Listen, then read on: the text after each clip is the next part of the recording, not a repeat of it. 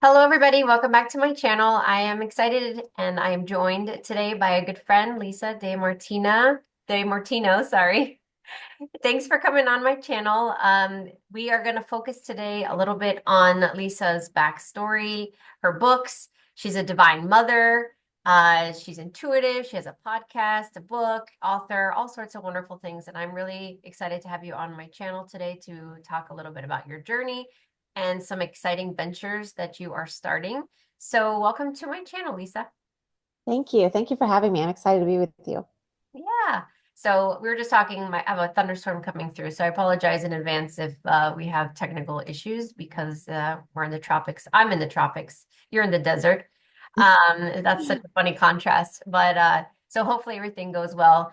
I wanted to start today, Lisa, well, first of all, I love to have divine, the divine feminine on my channel. I don't do a lot of interviews because I don't really have a podcast. You have a podcast, which we'll talk about. My channel is really more about me giving spiritual guidance to, those that want to listen. But I love to invite people on from time to time, especially the divine feminine, strong women coming through that I believe are ancestrally here to be a positive influence, to bring in the next generation of children, to be guides, to be leaders, mentors, and just hold the space. So I love having these conversations. And so I would love for you to go into maybe your journey a little bit, Lisa. Tell everybody um, maybe how you got into all of this and how you're even in Las Vegas. You're in Vegas. So how did you even get there? And tell us a little bit of your backstory. Well, I was born and raised in Las Vegas. I've come to find out through my awakening process that I have a very long history in this area that goes back like eons. So I have a strong attachment here. I've been trying to leave here forever. I've tried to move away twice, and I have come back. I was gone a year both times. But I am a native of this area, and I am a mom of five kids. I have seven grandkids, and that's how I found you. My second youngest grandchild is autistic, and so I started trying to find information and stuff about her. I found you, and so that's kind of where I found you at. But I started this awakening journey from being like a very conservative Catholic um, mom, probably, gosh, 5 years ago now. And it kind of very quickly sped up for me, where once I kind of started walking down that corridor, I was just going down rabbit holes, finding things. And for me, meditation was really the catalyst of my awakening to my own abilities and the things that, you know, kind of made my reality look so much different than I recognized it to be, that I thought that it was. So that was really the stepping off point for me, was going through meditation. And I had a really rough time doing that at the beginning. And then as I started feeling like I was doing it and getting good at it, I started having visions. And then I astral traveled, and then I started having interactions with other consciousnesses and beings and things like that. And so that's why I felt compelled to write the book that I wrote, was just kind of going through the unfolding of all of those things for me. And I really struggled because I was very comfortable in my conservative life. I didn't have terrible stories about the church or any of those things like a lot of people do. I was good with it. I raised my children that way. So finding out that reality wasn't kind of what I thought it was a difficult process for me. So, okay, that's a good point because a lot of people do struggle in that kind of arena of our reality that we have, that religious like upbringing. My grandmother was a very devout Catholic, Italian Catholic woman, Sicilian Catholic woman. So like we had Jesus on the cross like in every room of our house, and it was very traumatizing for me as a kid because it was very scary depictions of him with blood coming down and like this face with his like I still remember, and so I was traumatized by our religion from the start. And I was like, this is scary. I didn't like going to church. I never felt comfortable.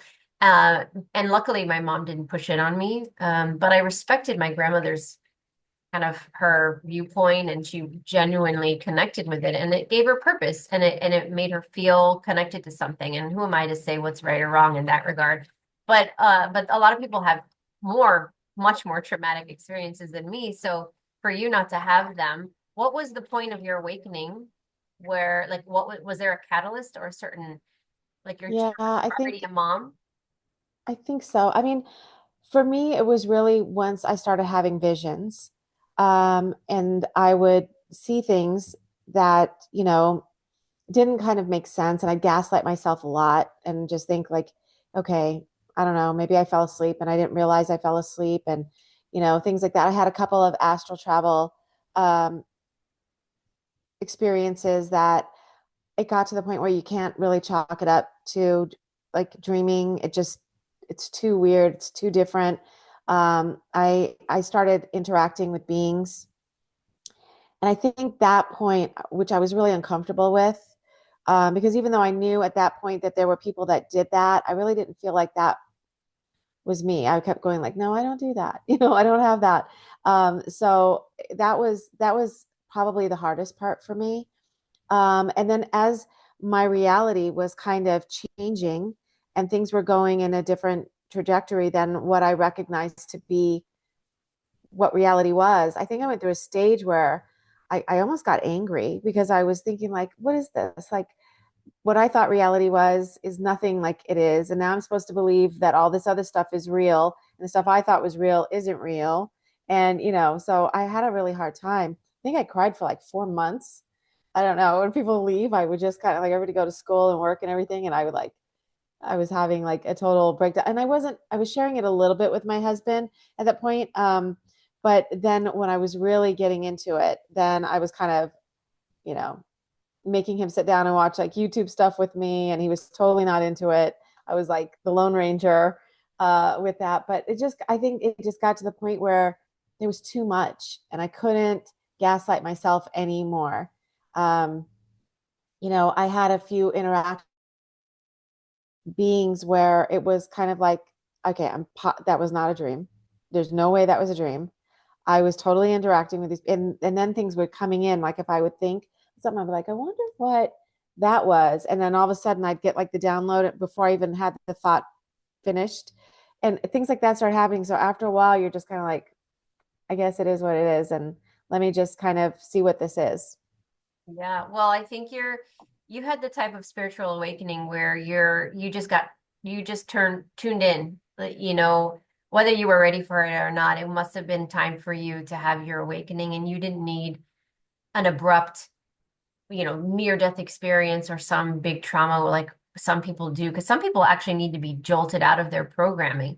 You sound like you were just comfortable, so you didn't need necessarily a big jolt. You just needed something to change the energy, so that you would start to see new things coming through and question it. I'm glad you're sharing this part of your story, because I think this is what a good number of people are experiencing right now, or have been, Yeah. the last few years more than ever before. Um, so were you able to share your experiences with your children, or was that something you did later?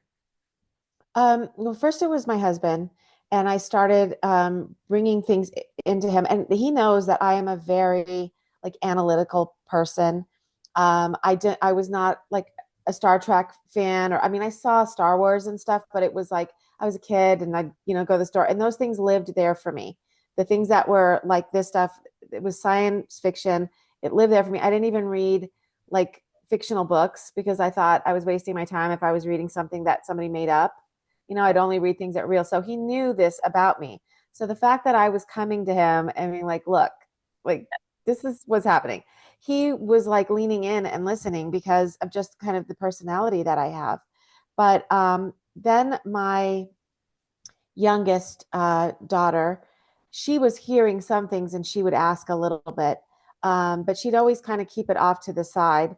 And then I think my daughter Emma was the one that I felt most comfortable sharing this stuff with. At the time, I think she was probably maybe 22, 23. And I started telling her a little bit about what kind of stuff I was going through. and she was the most receptive at the time. My boys, not really. They were all, at the time probably in their late 20s, early 30s, and just living their life. And they were just kind of like, okay, mom, so it wasn't real. But now I have one son specifically, Nick, who's funny because he's like in the military, much that kind of a energy and personality. And he is so open, interested, and starting to have things that are happening for himself. So he's out of all three of them. That is so cool. It's almost like as you were talking, I was like, I was picturing you as this elephant, this like matriarch, and it's almost like you were setting the tone. So your awakening kind of opened everyone else up, to the possibility. Not everybody is going to be on the same page, or not everyone Yeah. will believe it, but that's kind of what it sounds like to me. And so let's talk about your book. So you were getting these visions, you were trying to understand them. Your lovely husband, John, he's such a sweet man, great guy. Thank you. I've met you both at the last year's Journey to Truth for conference for the first time, and I'll see you again this year. Um, you had him. He's a good sport. Sounds like my husband at first. Like he was always into like Anunnaki and aliens, but like the super spiritual woo-woo stuff. He would always look at me like I have three heads, but he's such a good sport.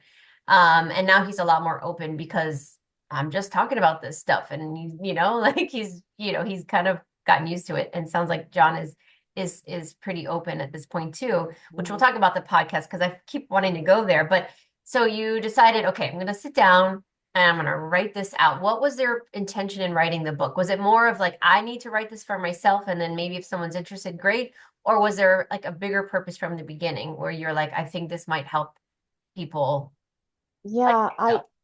I think I think it was definitely for if there was someone else that was like me, because I really gaslit myself a lot, and I had a sadness about me, about losing the life that I thought I had, and what it was and what it meant to be, that person. I even had a feeling of loss about walking away from my religion. I didn't second guess myself about walking away from it. I knew I was doing the right thing. I knew that I had changed the way I felt about it, but the loss of thinking it was what I thought it was, and the sense of community that I had in and around that made me sad, And so, and then as these things started happening, and I was interacting with other consciousnesses, um, there was a couple moments where I would kind of put it down a little bit and go like, am I crazy? Maybe I'm actually going crazy. And, you kind of struggle with that a little bit. And then just trying to find the way in your marriage, you're changing so much that the person that your husband recognizes to be married to is a different person, And so there came a point where we really had to make a decision, like, were we going to just kind of move through this together and try to grow and do this together? Or was it going to be something that was going to be a catalyst for us moving away from each other? And we just made the decision that we were both going to be all in and just see what this was. And, it really did bring our family along. And I'm very close to all my children, my grandchildren. But I don't think we could have done that had we not been able to do that together, because then it would have been like a pick sides, and his was more normal and his was more what everybody knew, opposed to what I was doing. So I think him kind of staying with me and doing that. So the book was more about all of that. And there's in the back of the book, all the people that were living in my house, John and my two daughters, all wrote a little, blurb in there about their experience during this whole situation too. Um, because it really was a family affair. But I think I was thinking about the people that were maybe in the stage that I was, and feeling like, am I crazy? Is this like a thing? Is this happening? Yeah, I think we should title this "Am I Crazy?" This conversation. Jokingly, I'm saying that, but I'm totally serious because I think most of us have been had that moment or moments or periods where we were the kind of the first or seemingly the first with our group friendship group or our families where we actually asked ourselves, like, am I crazy? Did I really see this? You know, because it's a real thing. And I mean, honestly, to this day, after thousands of people I've read for, and the type of work that I do, there are moments when I am like, no way, no, that's Yeah. crazy. No, I'm making that up, you know? So like even I have moments still where I have those little mental blocks because that's exactly what it is. It's our human left brain, that analytical, logical side that I need to see proof, or this doesn't make sense, or I can't equate this in my brain, so that must be mean that it's not right. So the more people hear personal experiences like this, and like yours and mine and many others in these books, I think it really does help because then they really can see, oh, well, I'm not alone, and well, if she had that experience and I've had something similar, then maybe mine wasn't I didn't imagine that. So Yeah. I love how you were saying that. So what are some of the things that you shared in your book? Like what are if like if someone wants to buy your book, Visions of Shadows and Stars is the title of your book. What can they expect? Well, the beginning is the unfolding of it, kind of what transpired and how I got myself to that place where I was, looking into these things and then going through my meditation. Then there's actual journal entries, and different times after meditations, things that I experienced. And I tried to recreate some of the, because I would always sketch things down, but I'm not an artist, so they're rough. So I would try to recreate some of the things that I was experiencing. So there's some pictures and stuff in there. So you'll see some of those things and some of the beings that I was interacting with, some of the circumstances that I found myself in, and some of the guidance that I received through the process, from my guidance team that was kind of helping me to navigate this really strange situation that I found myself in. The first time that I astral traveled, I think maybe the second time too, are both in there. And then kind of what I did to kind of pull myself together and just recognize that I was going to suspend disbelief. It was okay what I was doing. Let me just see where I'm at and see what I'm doing. I was kind of talking to God a little bit and just kind of going like, still here, I still believe in you, but I just don't think I can go to church. I feel like I just need to figure out what I'm doing. And so there's like all of those components in there. And then as I started developing and getting more comfortable, and there was an excitement about interacting with these beings. And let me just see, I got really curious and I got really excited about it.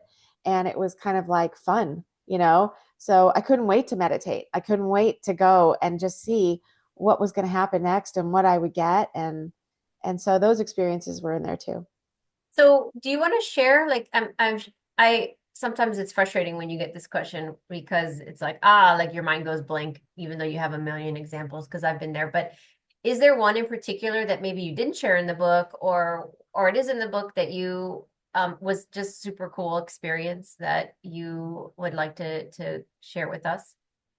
Um, I tried to put most of the ones from that period of time in there. Of course, I have a lot of things that have happened since, but I try to take the big moments and put them in the book. But I guess one of the ones that would stand out to me the most was I, well, gosh, there's so many. I'm trying to pick which one I want to share with you because it was really, really cool. Okay, so one time I had an experience where I had a reptilian in front of me, and it really, I got aggressive like right away because I only hear terrible things about reptilians. So as soon as I saw it, I was kind of like, what? Okay, so what does this mean? Now what? Now you're in front of me, so what? Now you're gonna do something, you're gonna, I'm like being like that with it. And it was just like staring at me and like blinking. And as I was kind of looking at it, I was realizing, I was like, this doesn't look like the reptilians that I heard about. It wasn't the same. It had the scales and everything on it. But there was like an iridescence to the black scales on the skin, and his eyes were super, super blue and lit up. They almost looked like LED lights. And I was kind of looking at it and then recognizing a scene behind it. And after that had happened, it never said anything to me and never tried to telepathically communicate with me, but I could feel that um, if I wanted to, I could connect with this being again. And I chose not to because it was a reptilian and I didn't know. And I was very green. And I thought, is this like an aspect of me or something? Because why wasn't it aggressive with me? And you hear so many bad things about them. Why wasn't that, something that it did? And it was the one and only reptilian that I ever saw. And it wasn't an aggressive uh, reptilian. That led me down this whole path because I had had a reading with someone, and this person had told me that when I broke off of source, that's what I was. I was a reptilian, and I was devastated. I was like, "What? There's no way!" And I was so upset. I like cut myself off from everything for a while. And Jackie Kenner actually helped me through that because I had a session with her. If people are aware of Jackie Kenner, um, she is a psychic medium, and she had a podcast that she did with well, she had a channel, I guess, on with Tony Rodriguez. So anyway, so I had talked to her about it, and I went back in and did a meditation with my guidance, and so I found out that yes, I had had a life before as a reptilian. I never got confirmation that this was me. But they told me, no, you did not. You were not, when you broke off in source, you were not a reptilian. You've had a lot of iterations of lives. You've been a lot of things. And they kind of almost lined up these beings for me and showed me all the different types of beings that I'd been. And it went on as far as I could see. And there were some that looked very human. And there were some that looked, like grays and mantis and everything you could think of in between, including reptilians. And so that was interesting to me that I don't know, you could choose these different types of beings that you would want to be and all that. So that was my kind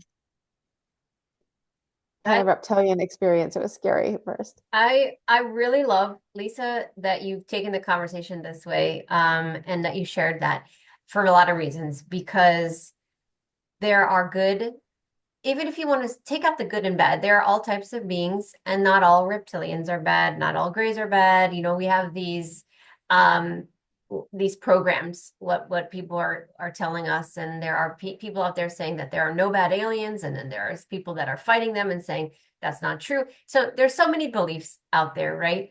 None of us really know for sure until we have experiences like that where we're shown other versions of ourselves. And I think that a majority of us, in order to truly ascend, our soul wishes to experience lives in different ways, in different bodies, in different planets, all sorts of things. And so I don't think all reptilians are bad. And I've actually interacted with some that were connected to the clients that I'm working with that were the most loving, gentle beings. So like they kind of get all lumped in together, as Yeah. well, they're so bad. And I've met some really cool grays and really sweet and gentle. And I'm like, wow, you're nothing like everybody portrays. But of course that's just one being. So you can't lump all the beings in together. Right.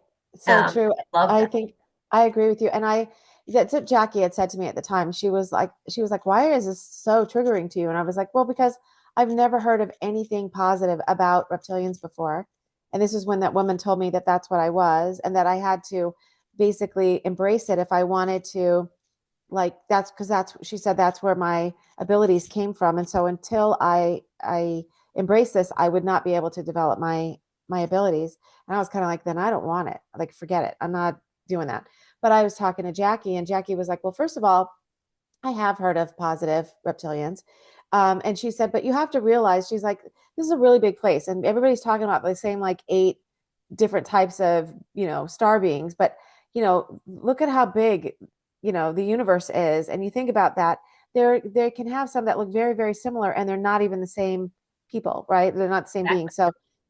So that's what she told me. And I felt better after that. But then with my guidance, they showed me that other thing. They were like, no, you were not a reptilian when you broke off from source, but you have been one. You have been one. So Yeah. I was just kind of like, oh, okay. It's like dog breeds. How many dog breeds are there? And now there's even more because now we're like doing, what are they called? So, oh, I forget the term, but the celebrity breeds where like, they're purposely, Labradoodles. yeah, like their purpose. There's a name for it. I can't think of it right now. I'll think of it later and then I'll be like, ah. And so it also depends on the dimension that you're in.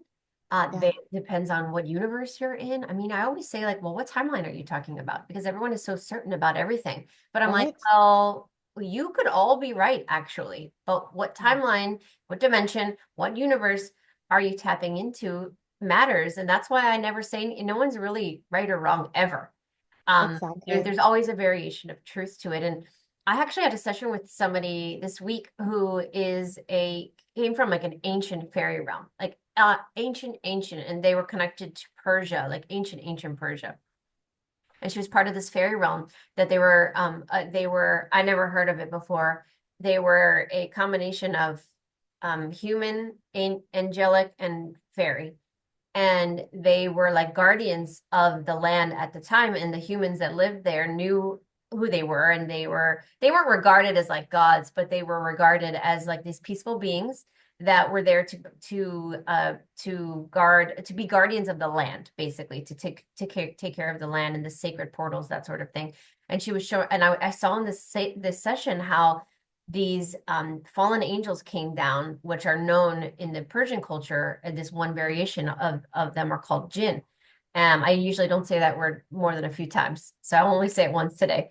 But um, that those beings, those negative beings that kind of broke away from source I mean, they chose that. It wasn't like they were banished. I mean, they broke away, right? Uh, they they were able to coerce a lot of the fairies from this lifetime that were these hybrids into their kind of density of consciousness and power and hatred of humans and all of these things.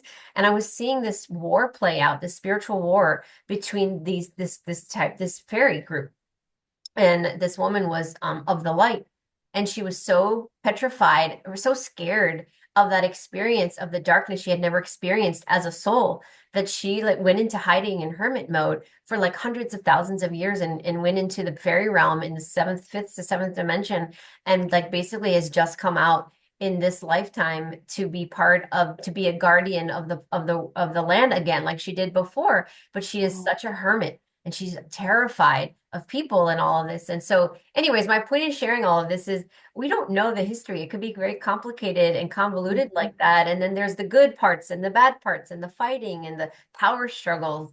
It is it's like infinite. It goes on forever. So Yes. you sharing that was probably a reptilian version of you that wanted that your consciousness was able to connect with, and you were observing each other, and it was observing you as Lisa right now in this life. Yeah. I was wondering at the very beginning when I first started seeing beings, I started wondering like, are they all me? Because and I don't know, but I just wondered because I kept thinking to myself, why them? Why me? Why the connection? How can you do that? How can you kind of go in? And now I notice that a lot of the consciousnesses that I interact with now don't seem to be physical as much as at the beginning they were all physical.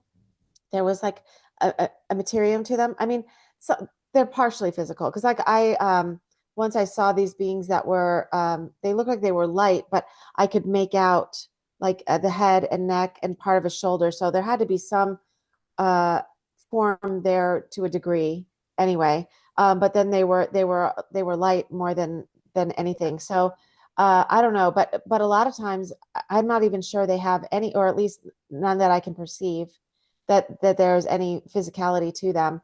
So it's interesting. I don't know. I think we're infinite beings, right? That are having this human experience. So who knows? They can all be connected to us in that way. Maybe, I don't know. Again, you're leading the conversation in the most beautiful directions, because I really truly believe that a majority of the time, not all, sometimes we really do have spirit guides. We really do have soul protectors and guardians and such. But I think that we're connecting with other versions of ourselves that have this wisdom that we need at that time. And that's why they're so gentle and unconditional, and patient with us, because they know it's us, it's our soul. It's just trying to help us learn and grow, and the animals too. A lot of our pets are actually our soul saying, "I'll fractal out and be an animal in your life to support you." So there's so much that we don't even realize, and it's really cool to figure all of this out. And actually brings me to my next point. So in 2024, we're in 2025, yeah. You and your husband and well, I don't know who originally started it, so you'll have to tell me. You guys started your podcast, Deep Dives in the Desert, which I was super honored because I was one of the first couple to come on your channel and I Yeah. really enjoyed it. So tell us how that came about and where you are now and how, how many episodes have you done roughly and how's that going? We started it first, it was going to be me and Emma. Um, and then John kind of a couple of times sat in with us and it was just fun. It was kind of funny and fun. And so we just decided like we would try to do it when he could be available and he could do it too. And then we kind of broke off. Like John has a segment that he does now with Jace from Conscious Crypto, and they talk about like crypto stuff, but from like almost like a where humanity is kind of going, and it's more of a spiritual kind of place. And then I do a break off with my friend Katie Mabry, and that's like sacred sites. And so now everybody's kind of involved. Emma's less than before, but she's just super, super busy in her work. So it's everybody, that we do that, and we have fun, and we just do. Sometimes we do lives. Sometimes there's a subject, and we kind of want to deep dive into that. Hence the name. And then, and like I said, then we do these side ones. But I think it's going to move again. I think it's going to change a little bit because John and Emma both have kind of their schedules have gotten kind of busy, and I was talking to a couple of my friends about it and they were like, I think you're gonna have to go on by yourself. I think you're gonna have to do, a little something by yourself. So I've been toying with that a little bit and thinking about um what I could do. And then Sundays we'll do like our lives still. And then Johnny will still do his conscious crypto probably on Wednesdays. But I don't know. It's a kind of in a transitional Yeah. stage right now. I just have to figure out what I'm doing. I don't know. Well, you know what? I love that. I love, first of all, that it's a family affair because how cool is that to have people popping in and out and hosting different variations and segments on what they're interested in. So I think that is beautiful. And things are supposed to evolve. Uh, Yeah. that's just how it naturally is. So I think that it's great. And perhaps it was always meant to be with you, but you maybe would have been more cautious or apprehensive to do something on your own from the start. So you had your family with you, and it's kind of evolved into the point where it's like, all right, Lisa, it's time for you Yeah. to be the one in the front, deep diving and bringing people on, and it'll naturally gravitate to where it's supposed to go. And I love that. That's how it should be. So that's great. Are you on YouTube and Rumble or just YouTube? Where can people find your? Yeah, we do YouTube and Rumble. Okay. Rumble, I don't know. We've had a hard time, growing that. And even our channel, it's little, I think we've had maybe 40 episodes. I mean that are actual episodes. We've had like that's not counting the like conscious crypto because that's kind of like its own thing. So there's more, I guess, if you add that. But there's not a lot on there. But I think it'll probably be changing a little bit. Like I said, maybe try to get on there once or twice a week. So we'll see how that goes. But yeah, it's on Rumble and YouTube. Yeah, I have a Rumble that I started years ago as a backup, for YouTube because everyone's afraid of getting their channels taken down. So I'm super careful about what I talk about because I don't want my YouTube taken down because I put so much work into it. And I don't like Rumble for a lot of reasons. It's just my Yeah. thing. So I really don't invest any time or energy into Rumble. I don't even know the last time I uploaded a video there. But I think that something is shifting. And I think YouTube is transitioning too. So I think it's going to be maintain being kind of the focal point moving forward. Um, but we'll have to see. That's the fun in it. I think 2025 is Yeah. a transition period in general, and it's all about like moving things forward. For many people, not everybody, but a lot of people are moving forward and stepping into what's next. Which brings me to what's next Yeah. for you, which is your intuitive work. So now you've started offering sessions. I mean, I think you have been for a while for family and friends, but now you're kind of stepping into a new venture of doing like opening yourself up for the public to now book sessions with you, which I think is super cool. So tell us a little bit about how that got started and what you're offering for people to have sessions with you. Um, it's just started, like you said, I was doing it for friends and family, extended friends too. It was kind of Emma was kind of nudging me to talk to, for her friends or something like that. And then it just developed into a conversation with me and John, my husband, where he was like, why don't you do this? Why don't you see? And so I kind of sat on it for a little bit, but then I decided, okay, I think I can do it. It's going good. So I think I'll try it.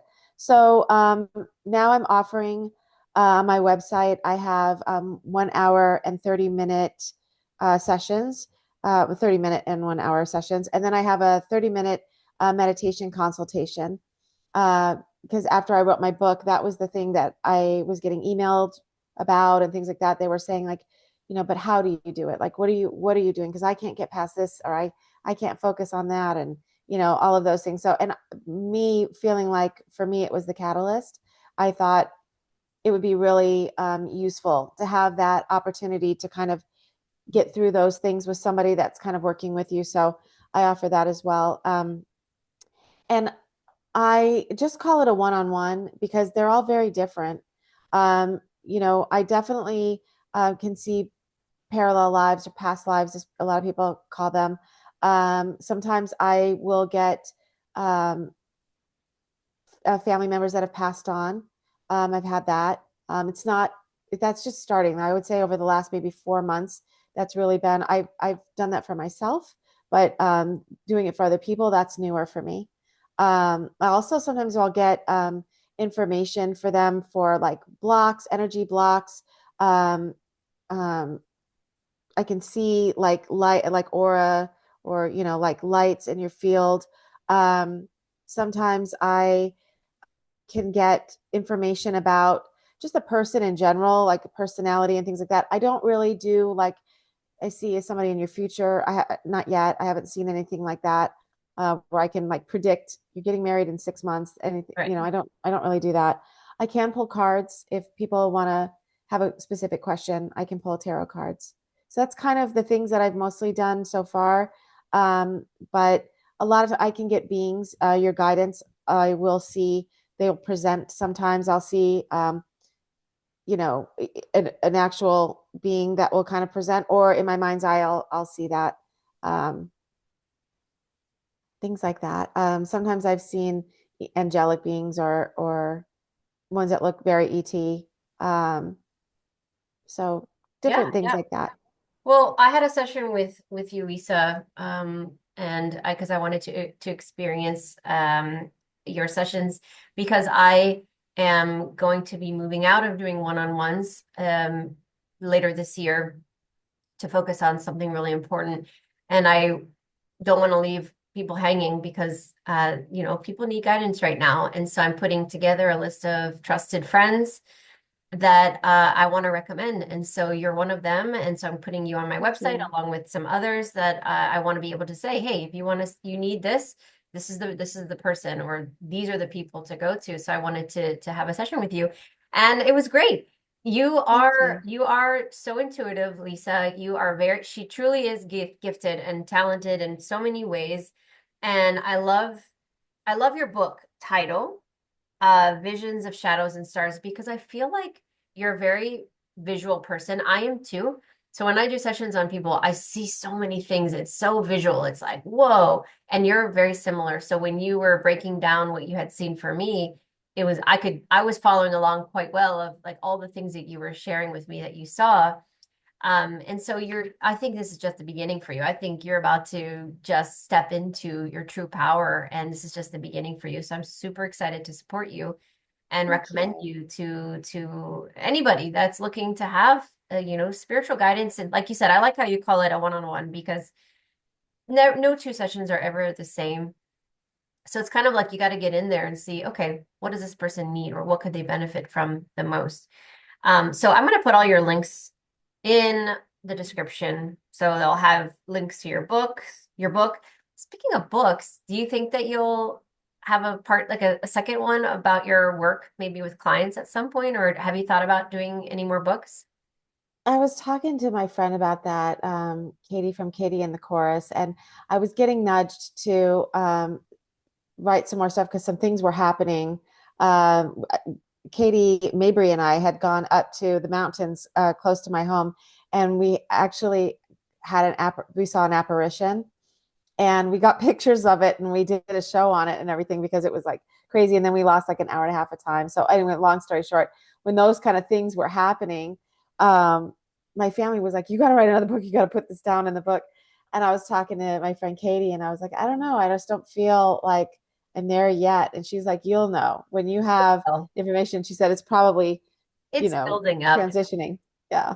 Yeah, it's building up. I mean, when you do this kind of work, you can't help but want to share it and write more books. I mean, never in a million years, the little Sherri and me would have been if you told me I was going to be writing all these books. I was like, no way, ever, you know.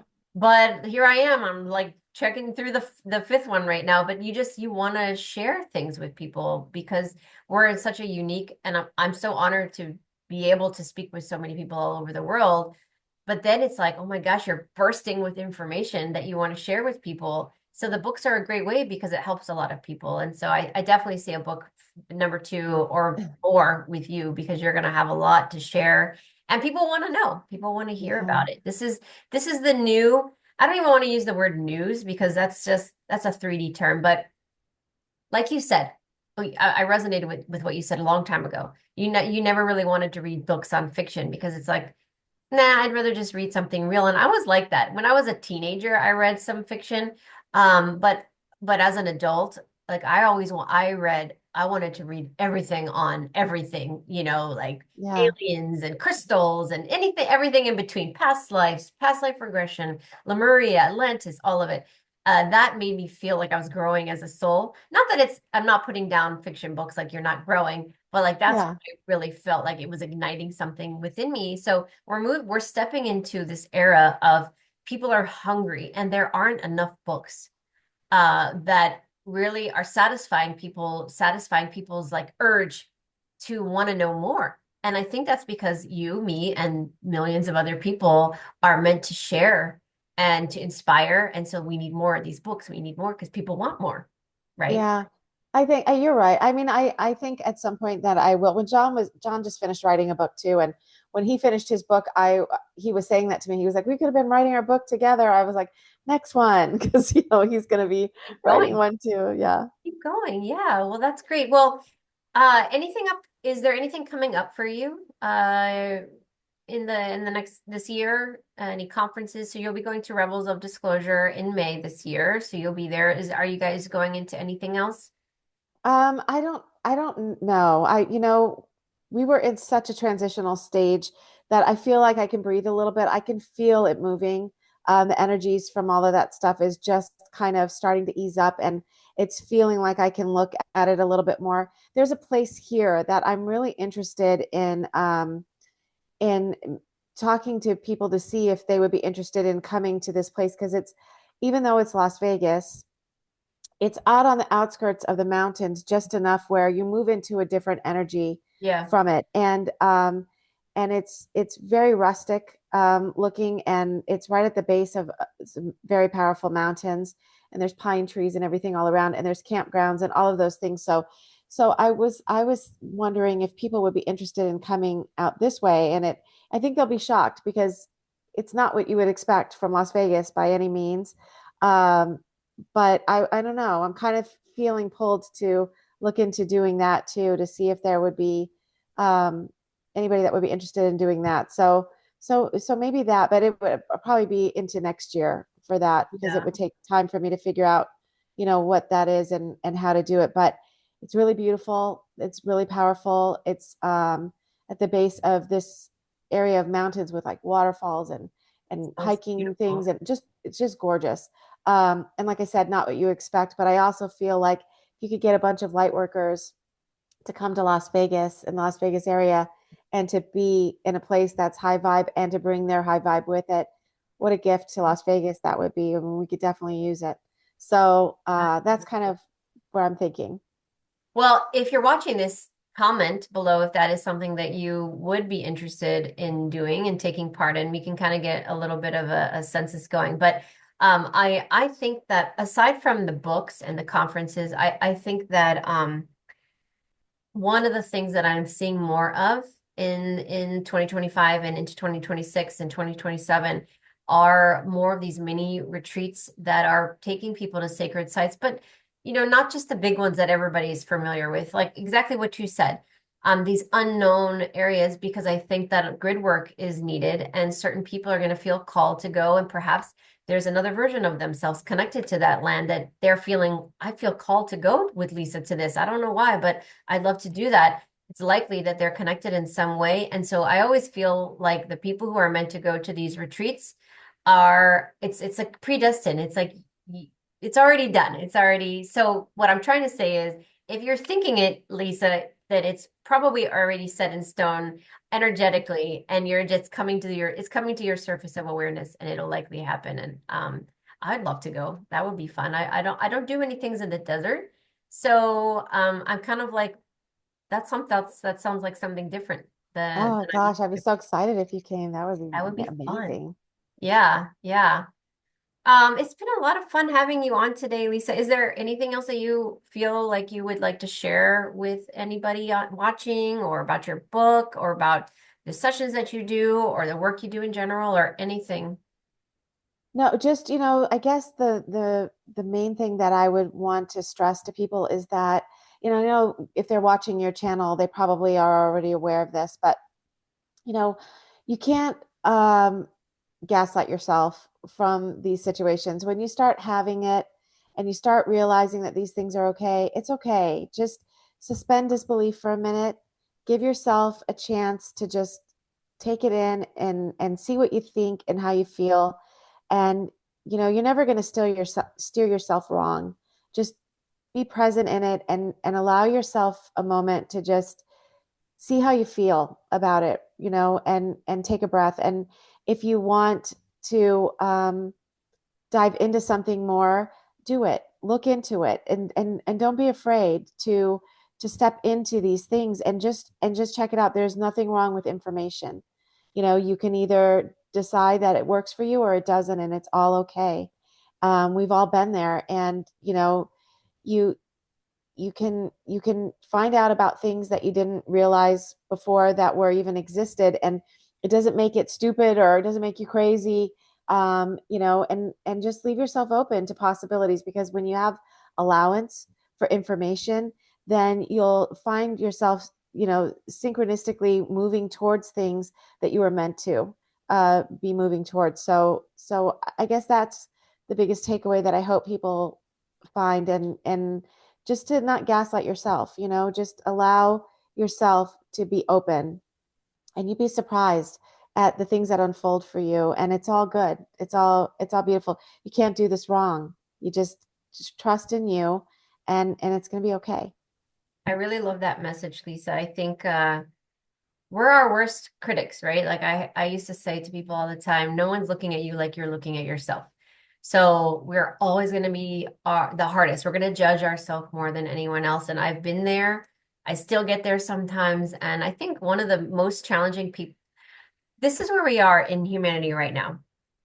I think because for generations, eons of time, we have been gaslit, right? Like we have been killed, burned at the stake, separated from our civil, our families and the groups that we were in because of the fact that we had these abilities. So generationally and through epigenetics, we have basically closed off our openness to a lot of that out of fear for a lot of reasons. There's a lot of reasons, so we have all these activations and awakenings that are occurring right now on purpose because it is the time for it. But I think that a lot of people have doubts about themselves, rightfully so. And one of the biggest challenges that I had, and I'm wondering if you had this, when I was growing up, the best person I had to idolize as in a spiritual way, well, there were many, but I loved Sylvia Browne in the beginning. And Yes. she Yeah. became really brash. And then the empath in me didn't really like how vulgar she became, and she was so mean to Yeah. the audience. And so then I had a different opinion on her later. But the point is, in the beginning, I was like, Yes. wow, I want to do that and that. I think I needed her to activate something within me. Same with like James Van Prague and all these people, Mhm. back then. But I always thought to myself, wow, how cool. Like these people were born with that and they've been doing it their whole life. So I thought to myself, because I didn't know better, if you weren't born with it, then you can't do it.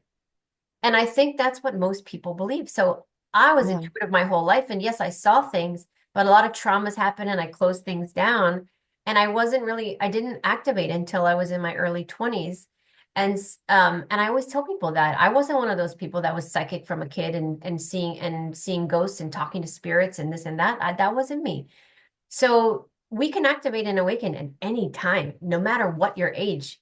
So there are people in every age bracket right now activating and awakening to their psychic abilities. I mean, women in their 70s I've worked with that suddenly are seeing things and talking to their guides and they've never their whole life.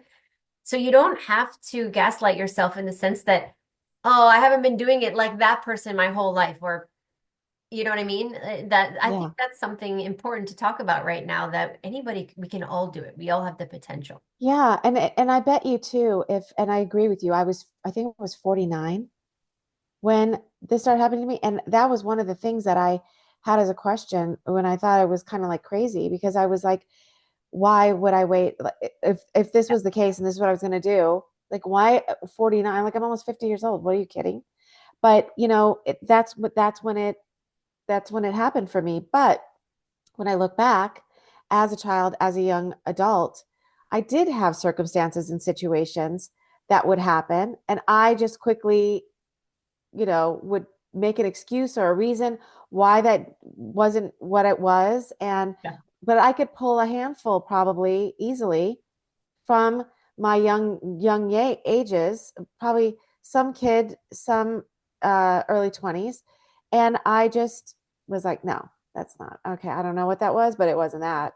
And I just would like, let it go. And I bet you there's a lot of people Oh that yeah. if they really looked at it, that's what they would see too.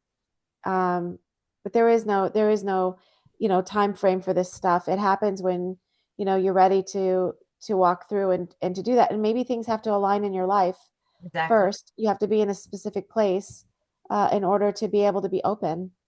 Exactly. And imagine if we were taught as children, like as a normal part of schooling, that you are tuned into these abilities. And so it's not so taboo, or just it's not so unknown or not normal to in comparison to everyone else, because then we shut the gifts off or we are embarrassed about it when we're little. And that's a lot of times that we turn it off. And we don't talk about it. So nobody knows, nobody understands, or we're kind of like, oh, is this weird? And you don't want to share with people because you're kind of embarrassed maybe. And that's kind of the mode that we've been in for a lot of generations. And I think that's why people are activating now in this timeline, in this generation, well, these generations, in overlap, because Yeah. it's about divine timing. And for me, I know it was the start of me having my children. That was my journey because I needed my first son to open me up and I needed those gifts to come through. Looking in hindsight, it had to have been that way, because then by now I wouldn't been able to do what I was doing if I hadn't done that back then. But for you, it could have been you needed to go through up until that age, Yeah. experience certain things so that you were ready. Everybody is that's why I'm like, it's not a competition. It's just divine timing for everybody. And Yeah. if imagine being that, 70, 80-year-old woman or man, and they're like, well, Right. that's a shame. I get to do this for a few years and then I'm out. Like, what is this? Like, that's not fair. And I'm like, don't look at it as fair or unfair. That's what you chose to come in. Like, that's your contribution. And there are a lot of reasons why. And it's just fascinating to think about the variations. Yeah. I wondered if for me, because I was kind of the catalyst for my family, and if I had had a different personality and I had been more open to these things differently, if this group of people would have been open to it. But for my personality, and I was so like not in this stuff at all, that when I started talking about it, everybody was like, "What?" And it was just Yep. more more willing to hear what I was saying just because that wasn't me. I was not Mhm. that person. Yeah, So they I took you don't know. serious. They were like, "Hold on, mom's saying something. I'm gonna listen because it wasn't normal for you, and Yeah. that's just how it worked for you guys. And any of you watching, it's gonna be different for you, and maybe you're not, as fortunate in the situation where you have anybody around you, and you might be the only one your whole life, and you didn't have a family, you didn't have anybody on your side. Because I work with a lot of people like that, and again, I believe that only the brightest, most wise, courageous, advanced souls will volunteer for such a challenging lifetime. Because I mean, it's lonely to be going through an awakening your whole life by yourself. So Yeah. pat yourself on the back. You were not being punished. You did not do anything wrong. Your soul can handle it. Like you are stronger than you think. We're all stronger than we realize, for Yeah. sure. Totally agree. Well, this just took an interesting turn in conversation, but I love that. That's my intention in doing these chats is to inspire and have, bring positivity to everybody. So I love how they just naturally gravitate. But it was really nice talking to you, Lisa, having you You on here too. today. Thank you for having me on. I love your show too, and it's helped me a lot. So, with my granddaughter, and just information for the kids in general, I always found a lot of stuff here that was so good and on Aramis and everything. So, I appreciate you and what you do, and I appreciate you having me. Oh, thank you. Well, I'll leave all your links. So if anybody's interested in having a session with Lisa, check out what's your website again? It's Visions. What is it? It's now I'm gonna it's Visions Beyond the Desert. There's so many Oh, variations with the book and the podcast. It's yes. confusing.